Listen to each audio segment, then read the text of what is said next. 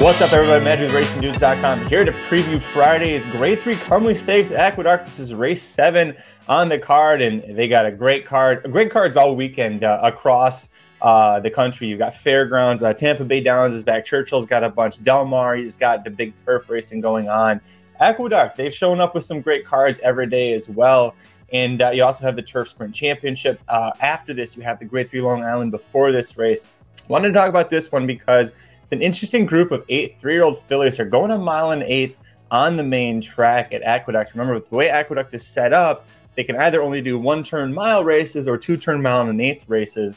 And the distance in turns is why I'm ready to take a shot against your 5-2 favorite on the morning line. Number 4, Kathleen O for Shug McGahee. And you might be thinking, Magic, I watched you during the Kentucky Oaks Trail. You guys loved Kathleen O. You know, throw up the O face. That was our big rallying cry for her, right? She went to the Kentucky Oaks, and boy, she didn't run all that great. Yes, she ended up finishing 5th, beating 4 lengths, but she was slow out of the gate early. And my big concerns with her, 2 of them, one, it's the layoff. We haven't seen her since May 6th in the Kentucky Oaks. 2, I'm concerned that this is a better 1-turn horse than at 2. Let's look at her resume here. She starts off at 7 furlongs at Aqueduct, wins by a head in the slop. In a race they had, you know, a multiple next out winners, Mischief Diane and Gratitude. They were all right there in a photo. She goes to the Cash Run Stakes, a 1-turn mile at Gulfstream Park, wins by 8.5 lengths, looks fantastic. Goes to Devona Dale, another 1-turn mile race. She wins by 2 lengths, looks great. The Gulfstream Park Oaks, yes, that's 2 turns, but at Gulfstream in a mile and a 16th on the dirt, you start basically at the top of the turn. She ended up going wide throughout, but she was 6 lengths far back at the rear. Wasn't really any early speed there. And then she had the kick to get by horses. The Kentucky Oaks, I think, really showed where she fit. Now, possibly something went wrong with her, right? Because we haven't seen her in almost 7 months, but now you're coming back from a 7-month layoff and asking her to go a mile and 1/8, which is the only time in her career that she ever lost was going a mile and 1/8. I have concerns. Upstart, her sire, to me, is great as a miler, you know, especially a 1-turn mile. I don't love it. Yes, she's out of a Blame mare, but her dam and her dam's dam, both very sprint heavy, and you keep following that line. There's a lot of sprintiness on the dam side that Blame's gonna have to try and overcome there. So all of that to say, I'm going with the number 5 Nostalgic, 7-2 as the second choice, or as my top choice here. Bill Mott, the trainer, Junior Alvarado, the jockey. Last time out in the Grade 3 Turn Back the Alarm handicap, facing older horses, ends up losing to a horse in Battle Bling, who gate-to-wire winner. And Exotic West, it was a 5-horse field, but Exotic West threw the jockey right out of the gate. And so it ends up being a 4-horse race. Nostalgic to rally from 4th behind a gate-to-wire winner. I thought that was very impressive. By the way, a 4-year-old horse who is a multiple stakes winner. It's not an easy thing for her to do. For her, this is really a class drop. We're getting Alvarado back aboard.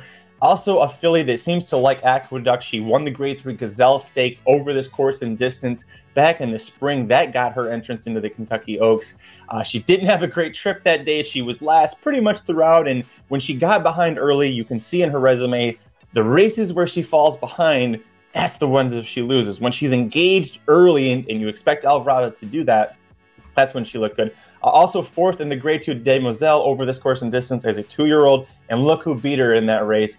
3 next out winners, including Nest, who's a 3-year-old filly, and really one of the top mares, filly or mare, that we've seen this year on the dirt. Second choice for me, the number 7 Falconet for Todd Pletcher. Boy, if we can get 6-1 on her here, she might be worth a little bit of a flyer for a win bet. A horse that won won back-to-back races, broke her maiden, won at Churchill Downs. She was actually my pick to win the Iowa Oaks, lost it as the 3-5 favorite.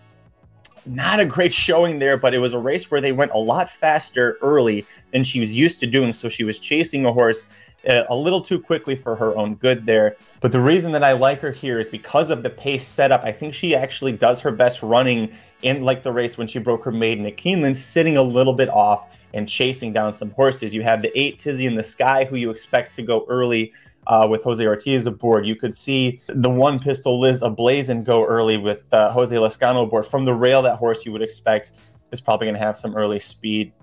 Falconet Depending on what the setup is, with how things break, Irad Ortiz Jr. is probably the best jockey that you want aboard to judge the pace and get her in the right position.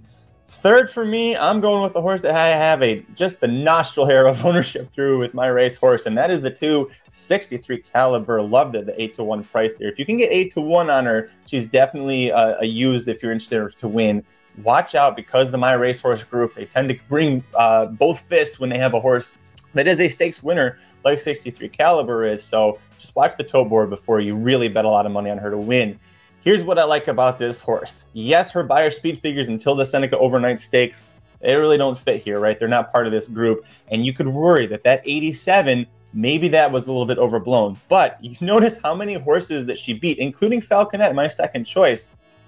Scratch Cat was third in that race. She returns here. Cocktail Moments is not in this race. She finishes fifth in that race, returned and actually beat Scratch Cat, adding that Keeneland allowance where Scratch Cat came back, and now Scratch Cat on the quick return for this race. Not using Scratch Cat, but 63 Kalleward. This filly, I can tell you as her owner, my gosh, she's got heart. And that's something that you really just, if you've got a horse that knows where the wire is, it knows how to get up and just keeps fighting, keeps grinding, boy, it's a lot of fun. And it's one that in a race like this, where you could see the pace fall apart between the 8, 7, and 1, if they all go, 63 Kalleward is going to be sitting right behind them. She should get the jump on Nostalgic. She'll definitely get the jump on Kathleen O, who I think is going to be coming just too late.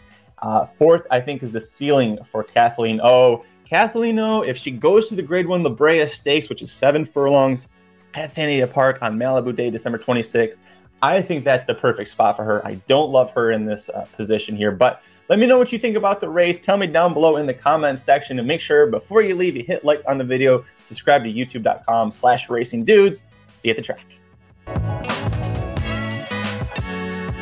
RacingDudes.com is your home for the best free picks for every race, every track across the country. We're ramping up for the 2023 Kentucky Derby, and we want you to join us in the fun. Subscribe to Racing Dudes YouTube channel and click the notification bell so you never miss a single video. Want to make money betting horses? Bet with the Racing Dudes.